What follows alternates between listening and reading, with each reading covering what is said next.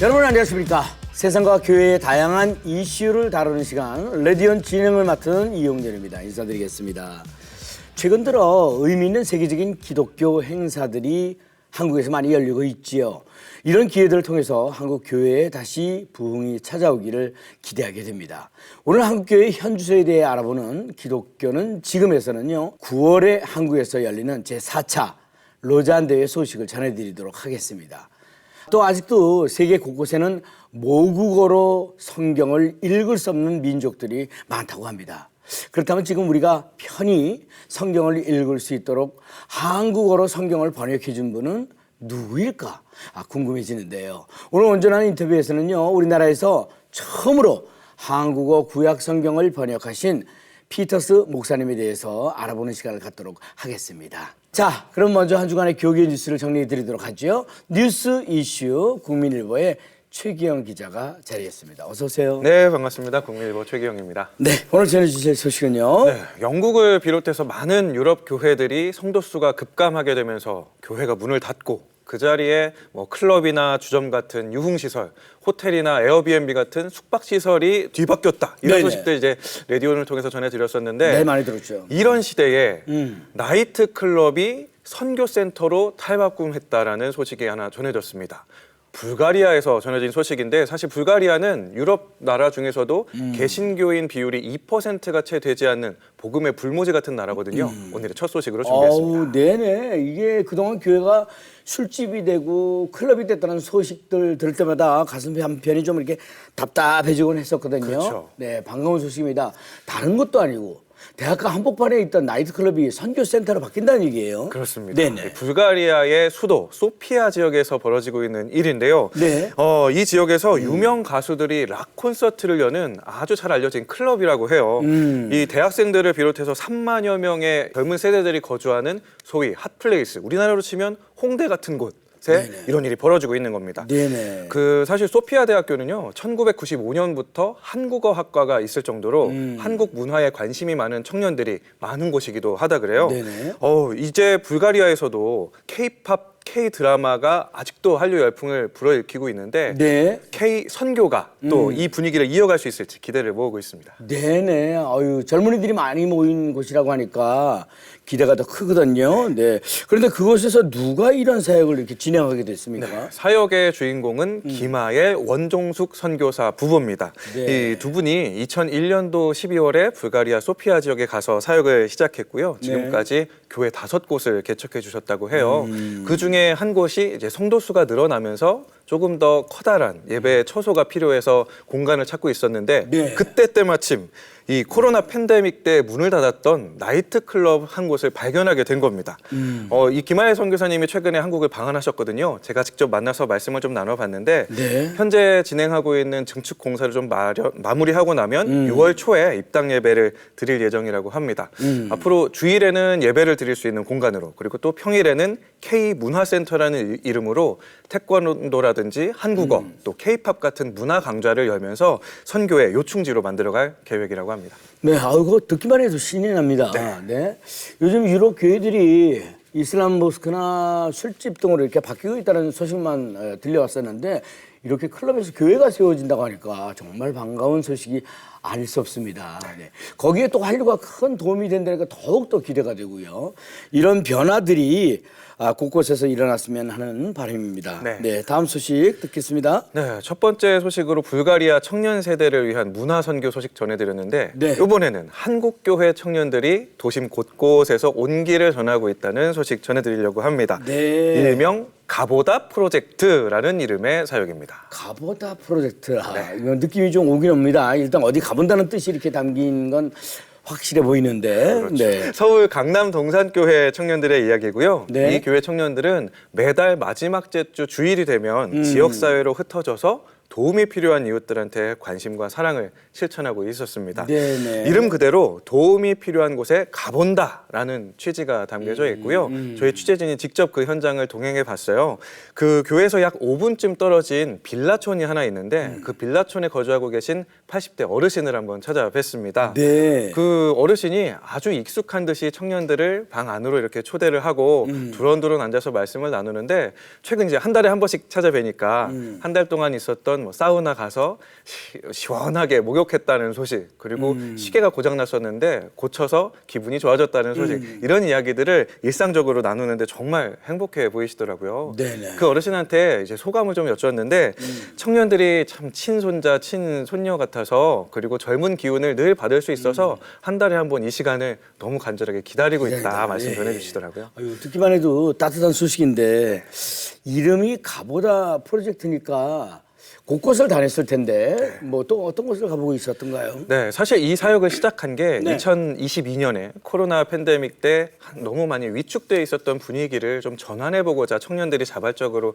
나섰다고 하는데 네. 너무 다양한 곳을 다녀왔더라고요. 유기견 보호소라든지 노숙인 복지시설이라든지 독거노인 복지재단, 이런 다양한 곳들을 가봤는데 프로젝트가 이렇게 진행이 되면서 청년들이 또 자발적으로 선교 헌금을 모으기도 했다고 합니다. 네. 어떤 것인가 봤더니 그 전남 곡성에 있는 목사님이 운영하시는 양계장이 있더라고요. 이 선교 헌금을 활용해서 그 양계장에서 나오는 달걀을 구입해주고 목사님은 그 매출을 활용해서 지역 어르신들하고 노숙인들을 또 돕는 방향으로 사랑을 흘려보내고 계셨습니다. 네네. 기성세대들이 요즘 청년들 걱정을 많이 합니다만 또 이렇게 하나님의 사랑을 세상에 적극 실천하고 있는 멋진 기독 청년들이 있는 걸 보니까 마음이 놓이기도 하시지요. 이 시대 청년들이 나눠주는 뜨거운 열정과 사랑이 곳곳에 전해질 수 있으면 하는 바람입니다. 네. 자, 최기영 기자 수고하셨습니다. 대단히 감사합니다. 감사합니다. 다음 시간에 찾아뵙겠습니다. 자, 이어지는 단신 뉴스 보시고요. 다음 출연자 만나보시겠습니다.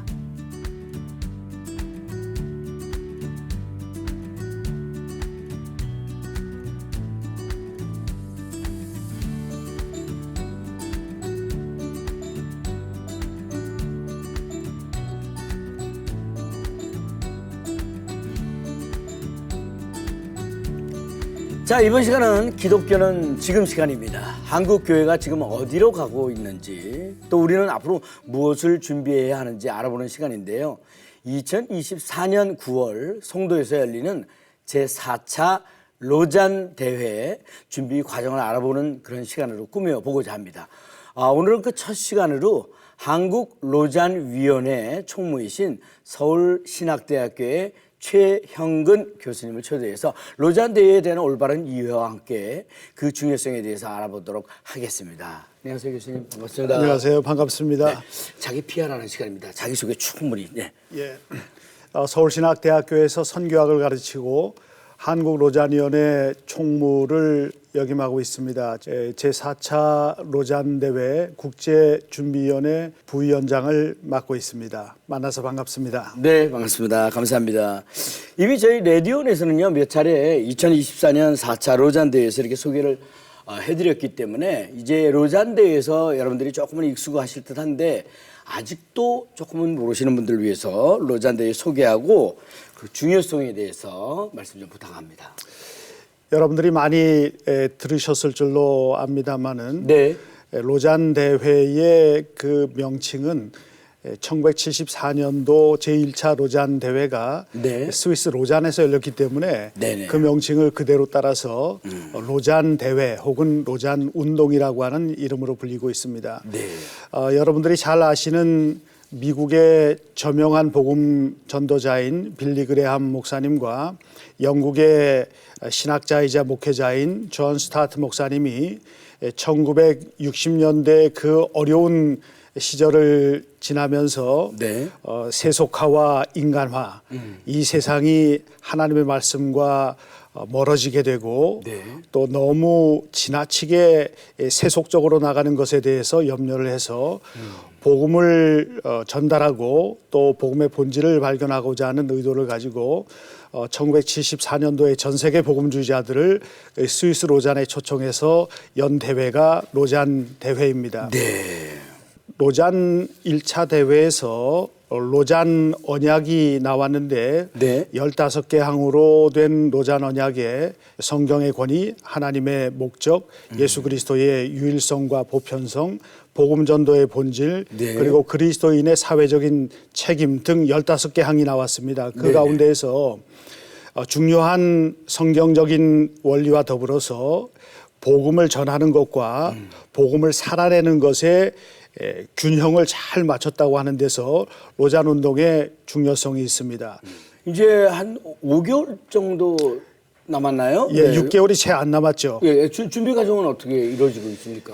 저희가 로잔 운동을 이야기할 때 로잔 운동은 선교 운동이고 또 성경을 중심으로 네. 예언자적인 목소리를 이 사회 문화 가운데 전하는 목회적인 운동이고 예언자적인 운동이라고 볼 수가 있습니다. 이제 그런 차원에서 2023년도 7월 14일 날 대회가 열리는 송도 컨벤시아에서 네. 6천 명 정도가 모여서 중보기도 운동을 했습니다. 네네. 200여 개국에서 5천 명이 참석하는데 이제 그분들을 각각 입양을 해서 한 나라씩 한 교회가 입양을 합니다. 그러니까 200개의 교회가 그 한 나라씩 입양을 해서 그 나라에서 참석하는 대표들을 위해서 중보하며 기도합니다. 네네. 그리고 또한 한 가지 준비 사항은 이번에 4차 로잔 대회의 주제가 교회여 다 함께 그리스도를 선포하고 나타내자인데 그 성경 주제가 사도행전 1장서부터 28장까지 다루어지게 됩니다.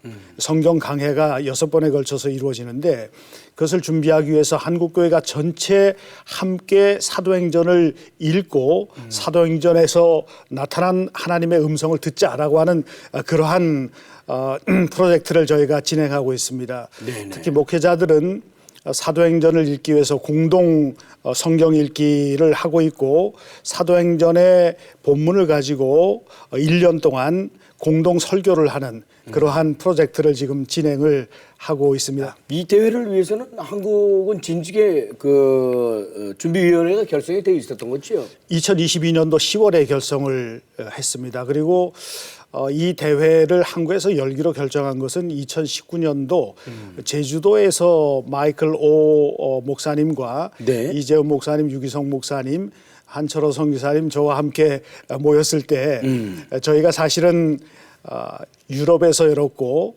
아시아에서 열었고 네. 아프리카에서 열었고 그 다음 차례가 남미였습니다. 네네. 그런데 남미에서 열 수 있는 상황이 아니었기 때문에 중국에서 열기로 했는데 중국에서도 중국의 선교의 문이 많이 닫힌 거 아시죠? 네네네. 그래서 한국에다가 요청을 해서 한국에서 저희가 열기로 결정을 했고 참 하나님께서 한국에서 개최하게 하신 것은 한국교회에 있어서도 큰 축복임과 동시에 우리에게 부담이 되지만은 우리가 하나님의 말씀에 의지해서 기도하면서 참가자들을 한국 땅에 초청을 하고 이것은 대한민국이라고 하는 이 브랜드를 영적으로 알리는 네. 아주 소중하고 중요한 기회가 될 것이고 그렇죠. 한국교회 부흥을 위해서도 좋은 계기가 될 것이라고 확신합니다. 네. 얼마 전에 그 로잔 대회를 위한 그 한국 로잔 목회자 컨퍼런스도 열렸다고 하는데 분위기는 좀 어떻습니까? 예, 원주 오크밸리에서 18일서부터 20일까지 네네. 제4차 로잔 목회자 컨퍼런스가 열렸습니다. 이번에는 국제 로잔 총재인 마이클 오 목사님과 이재훈 목사님, 또 유기성 목사님, 문대원 목사님, 한철호 선교사님, 주승중 목사님, 이규현 목사님 등등 한국교회 많은 목사님들이 참여하시고 800명 정도의 목사님들이 참여하셔서 네네. 로잔 운동에 관해서 이야기를 듣고 소그룹으로 토의를 하고 또 참가하는 5천 명의 해외에서 오시는 참가자들을 위해서도 기도하고 전 세계 교회를 위해서 네네. 우리가 기도하며 준비하는 그러한 모임을 가졌습니다. 아주 은혜로운 모임이었고 로잔이라고 하는 그 운동 자체를 한국교회 목사님들에게 소개하는 귀중한 기회가 되었습니다. 네네. 말씀하시는 동안 또 사진이 나가서 그거 분위기를 조금 알 수도 있었던 것 같습니다. 네. 한국교회는 남은 시간을 어떻게 함께 준비했으면 하는 그런 바람이 좀 있을 것 같은데, 뭐 바라는 점이 뭐. 예, 역시. 올해 이제 6개월도 채 남지 않은 제4차 로잔 대회를 저희가 준비위원회와 함께 준비하는 가운데 올해는 7월 14일 날 전국적으로 한 300여 개 교회가 참가자들을 위해서 한국교회를 위해서 중보기도 모임을 예배를 갖습니다. 네네. 전국에서 동시다발적으로 갖게 되고 7월 13일에는 선교 한국과 한국로잔위원회 젊은이 모임이 있습니다. 네네. 그리고 20개 신학교에 로잔 동아리가 있습니다. 네네. 그 동아리 젊은이들이 함께 참여해서 서울에 있는 신길교회에서 1,500에서 2,000명 정도 젊은이들이 모여서 네네. 로잔 운동에 관해서 듣고 4차 로잔 대회를 위해서 기도하는 그러한 모임을 갖습니다. 또한 계속해서 사도행전을 함께 읽고 설교하는 그러한 프로젝트가 한국교회 내에서 진행이 되고 있고 또 더불어서 참가하시는 분들을 위해서 교회들이 한 끼 식사를 제공하는 그러한 후원 운동도 벌이고 있습니다. 네. 많은 교회들이 참여해 주시기를 간절히 부탁드립니다. 잘 알겠습니다. 네. 자주 소식 좀 부탁드리겠습니다. 네, 감사합니다. 예. 제4차 로잔 대회 기대하는 분들이 많을 것 같은데요. 앞으로도 그 준비 과정과 궁금한 소식들 계속해서 전해드리도록 하겠습니다. 최형근 교수님 오늘 좋은 말씀 대단히 감사합니다. 고맙습니다. 감사합니다. 네. 자, 이어지는 순서 온전한 인터뷰로 넘어갑니다. 자, 이번 순서는요, 우리 사회의 다양한 이슈들을 성경적 시각을 통해 바라보는 온전한 인터뷰 시간입니다. 2023년 초 기준으로 지구촌 74억 명 가운데 2억 100만 명은 아직도 모국어로 된 성경을 읽을 수 없다고 합니다. 그에 반면 우리나라는 개역 개정에서부터 쉬운 성경 등 다양한 종류의 성경을 너무나 쉽게 접할 수 있기 때문에 늘 감사해야 할 점인 것 같습니다. 오늘 온전한 인터뷰에서는요, 한국어 구약 성경을 처음 번역한 피터스 목사님을 알리는 일에 힘쓰고 계신 연세대학교 구약학 명예교수인 박준석 교수님을 초대해서요, 구약 성경이 한국어로 처음 번역된 비하인드 스토리와 구약 성경을 쉽게 읽을 수 있는 꿀팁까지 함께 들어보도록 하겠습니다. 네, 교수님 안녕하세요. 어서 오세요. 네, 반갑습니다. 안녕하세요. 자기소개 좀 부탁합니다. 지난 30년 동안 연세대학교에서 구약을 연구하고 가르쳐온 박준석 목사입니다. 현재는 명예교수로 있고 또 피터 목사님 기념사업회 회의 회장 일을 보고 있습니다. 오시느라고 정말 수고 많이 하셨습니다. 네.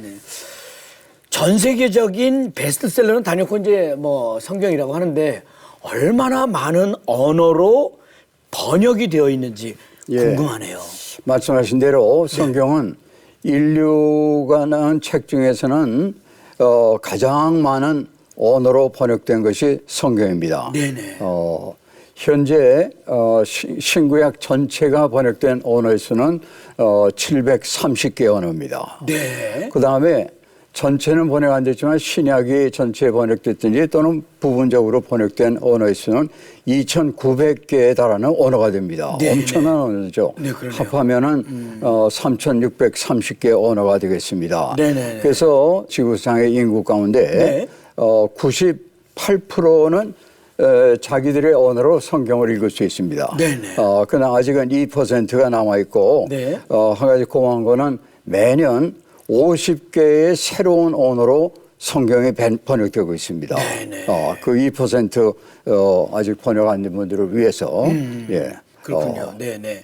사실 뭐 초반에 말씀드렸습니다만 우리는 한국어로 된 다양한 버전의 성경책을 쉽게 읽을 수 있는 반면에 한국어로 처음 누가 번역을 해줬는지 잘 모르고 있는 것 같습니다. 네. 최초의 한국어 구약 성경을 번역한 피터스 목사님을 소개하는 일에 힘쓰고 계신다고 알고 있거든요. 네, 자세한 이야기 좀 듣고 싶습니다. 네. 피터스 목사님은 1871년 네. 제정 러시아에서 태어났습니다. 네. 가정이 어떤 가정인가 하면 정통파 유대인이었어요. 네. 그래서 어려서부터 유대교 그 회당 학교에서 히브리어를 배웠기 때문에 어려서부터 히브리어에 능통하게 됐고 네네. 자라면서 시편과 또 히브리어로 된 기도문을 항상 암송하면서 자라났습니다. 네. 어학에 대단히 재주가 있는 분이었죠. 네네. 그런데 19세기 말 제정 러시아에서 네. 유대인에 대한 차별과 박해가 굉장히 심했습니다. 네. 그래서 많은 러시아에 살던 제정 러시아에 살던 유대인들이 미국으로 이민을 갔어요. 네. 대거 갔습니다. 예. 그런데 이 피터스 목사님, 아직 목사님 되기 전이죠. 그분은 23살 때 다른 유대인들처럼 미국을 가지 않고 많으면 호주를 가려고 그랬어요. 네. 네. 호주. 그러다가 네. 이제 발길을 돌려서 인도로 또 가서 전전 여러 곳을 다녔습니다. 네. 그러다가 결국 일본까지 오게 됐어요.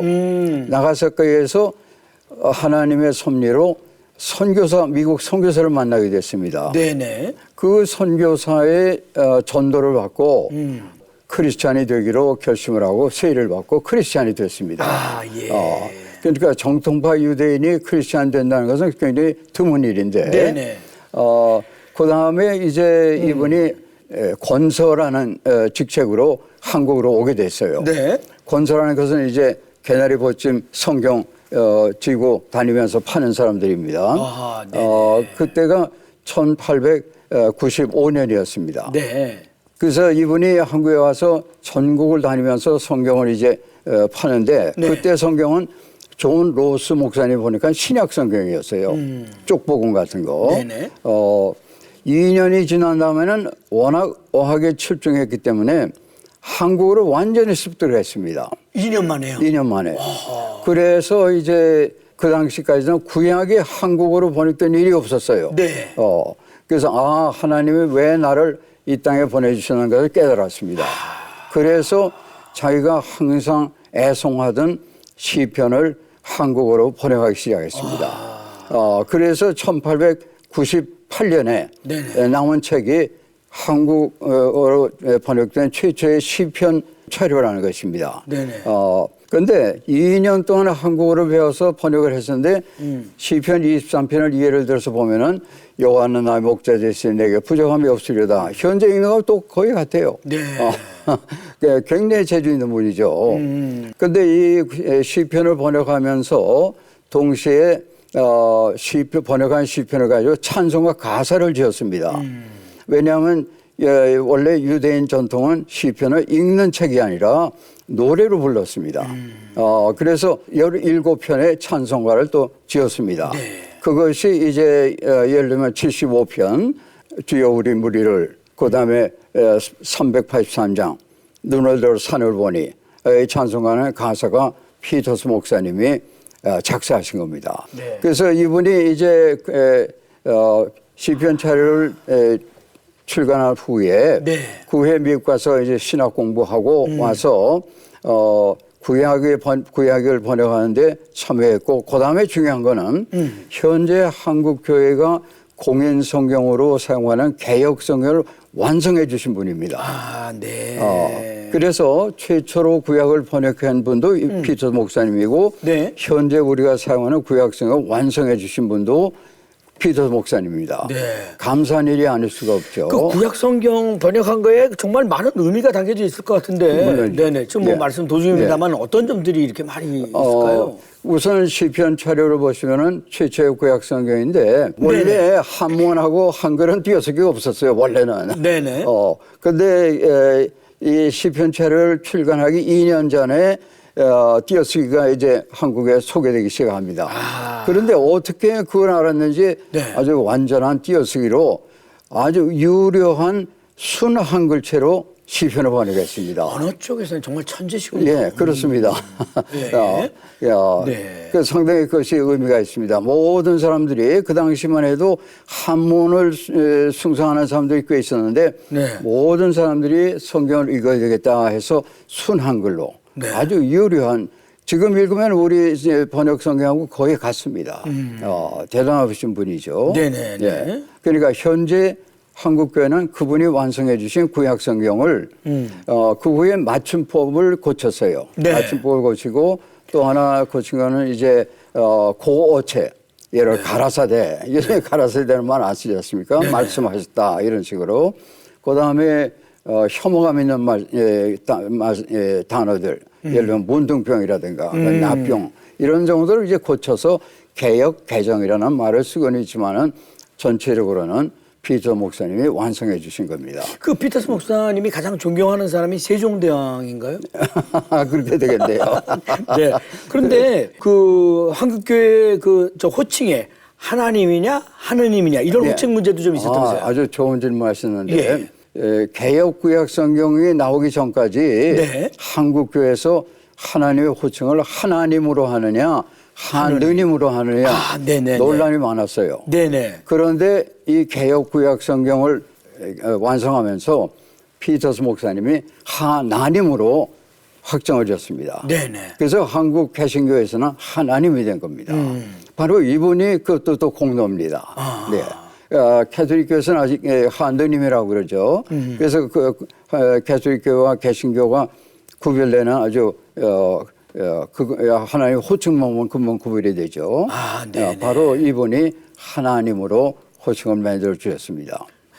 아무래도 구약학 교수님이시니까요. 39권으로 이루어진 구약 성경을 어떻게 읽어야 쉽게 이해할 수 있을지 이런 꿀팁이 있으실 것 같아요. 좀 알려주십시오. 꿀팁은 없고요. 네네. 성경이 모두 몇 장으로 되어 있냐면 신구약 합해서 네. 1189장으로 되어 있습니다. 네.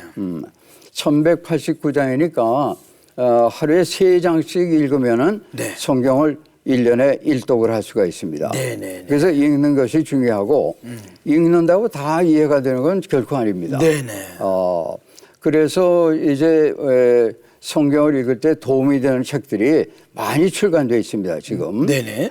그런 책도 이제 참고하시고 또 교회에서 바이블 클래스들이 다 있지 않습니까? 네네. 그래서 같이 성경을 읽으면서 이해하는 거 그것도 상당히 중요하다 이렇게 생각합니다. 네네. 예.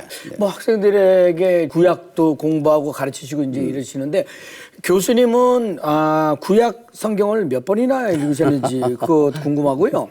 더불어서 구약 성경에서 가장 사랑하는 성경 구절도 좀 이렇게 알려주시면 예. 감사하겠습니다. 몇 번을 읽었는지는 뭐 셀 수가 없고요. 네네.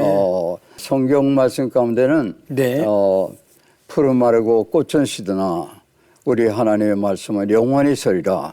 이사야 40장 8절의 말씀이 제가 제일 좋아하는 말씀입니다. 네네. 예, 하나님의 말씀 변치 않는 영원하신 하나님의 말씀 이사야 40장 8절입니다. 네네. 예. 피터스 기념 사업회라고 이거 만드시는데도 많은 계획들이 있다고 들었는데요. 뭐 지금 어느 정도인지 계획하고 계신지. 예. 네. 그래서 피터스 목사님을 한교회에 그동안 잊고 있었기 때문에 네. 제가 기념사회를 만들어서 우선 목사님의 전기를 제가 썼습니다. 예. 이 전기를 썼고, 네네. 예. 네. 그다음에 최초로 구약에 우리말로 번역된 시편처럼 영인문을 만들고 네네. 또 17편의 찬송가 네네. 를 영인문을 만들어서 출간을 했습니다. 네네. 그다음에 지금 중요한 거는 피터 목사님이 설교하신 220편에 달하는 설교 6필 원고가 지금 남아 있습니다. 네네. 그건 유족에서 제가 받았는데 그걸 지금 출간하기 위해서 준비하고 있습니다. 네네. 이제 중요한 사업은 서울 그 합정동 그 제가 하면 저 선교사 묘역이 있지 않습니까? 네네. 거기에 이제 피터 목사님 기념비를 세워드리려고 합니다. 네네. 여러 가지 또 그분의 유품 같은 거, 설교 원고 같은 걸 전시하는 그런 전시실도 좀 마련했으면 좋겠습니다. 네네. 교수님 이제 마무리를 해야 될 텐데 뭐 앞으로 계획이라든가 또 같이 나눌 기도 제목이 있으면 마무리 한번 말씀해 주세요.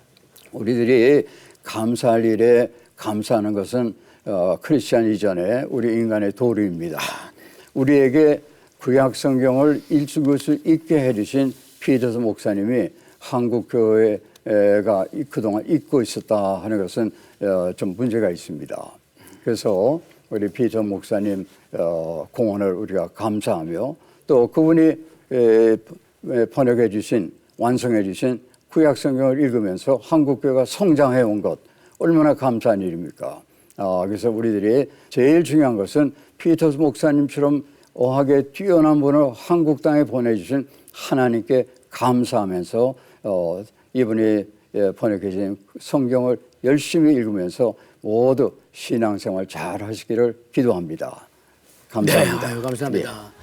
아유, 오늘 피터스 목사님의 이 얘기를 듣게 되면서 하나님의 신실한 인도하심에 감사하고 또 피터스 목사님의 헌신과 공헌을 잊지 않고 감사해야 하는 것이 한국 교회가 마땅히 해야 할 일임을 생각하게 되었습니다. 피터스 목사 기념 사업을 위해 여러분의 많은 관심과 기도 부탁드리고요. 오늘 귀한 말씀 전해주신 박준서 교수님 대단히 감사합니다. 예, 오늘 교수님 감사합니다. 네. 레디오 오늘 준비한 소식은 여기까지입니다. 저는 다음 이 시간에 다시 인사드리겠습니다. 대단히 감사합니다.